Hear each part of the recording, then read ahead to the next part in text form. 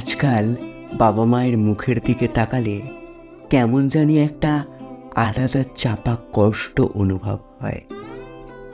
বুকের ভেতরটা কেমন যেন হাহা করে ওঠে। না বলতে পারা এক চাপা কষ্ট রয়েছে। বাবার পরিশ্রমী শরীরটা কেমন যেন ধীরে ধীরে কমজোর হয়ে পড়েছে। কর্মব্যস্ত মানুষটা ধীরে ধীরে চুপচাপ হয়ে পড়েছে। যে মানুষটা একটা সময় ভোরবেলা থেকে নিজের কাজের জন্য তৎপর হয়ে থাকত, সে মানুষটা আস্তে আস্তে কেমন যেন কমজোর হয়ে পড়েছে। এক সময় যে মানুষটা সকাল না হতেই কাজের জন্য তৎপর হয়ে বেরিয়ে পড়ত, এখন সুযোগ পেলেও বিছানায় লুটিয়ে পড়ে। একটা সময় যে মা সকালবেলা ঘুম থেকে উঠে ঝড়ের বেগে বাড়ির সমস্ত কাজ করে ফেলত আমরা উঠে পড়ার আগেই, এখন সেই মানুষটা সকালে উঠতে পারে না।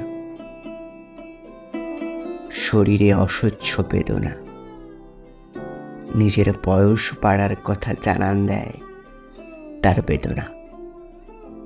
মায়ের মুখের দিকে তাকালে ভীষণ কষ্ট হয়। একটা মায়া জন্ম নেয়। কাজের গতিও ধীরে ধীরে কমে যায়। কতই না ভালো হতো যদি বাবা মায়ের বয়সটা কিছুটা কমিয়ে দিতে পারতাম, ম্যাজিকের মতো করে। কিন্তু সেটা তো আর বাস্তবে সম্ভব নয়। একটা সময় মানুষকে বুড়ো হতে হয়, আর এই প্রকৃতির নিয়ম যখন বাবা মায়ের ক্ষেত্রে হয়, ভীষণই খারাপ লাগে। ভালো থাকুক পৃথিবীর সব বাবা মা, যারা নিজেদের ভেতরে হাজারো কষ্ট, হাজারো যন্ত্রণা জমিয়ে রেখে আমাদের ছোট থেকে বড় করে তুলেছে। নিজের জীবনের সব খাটনি জোড়া লাগিয়েছে আমাদের মানুষ করতে, আমাদের ভালোবেসে মানুষ হিসেবে গড়ে তুলতে।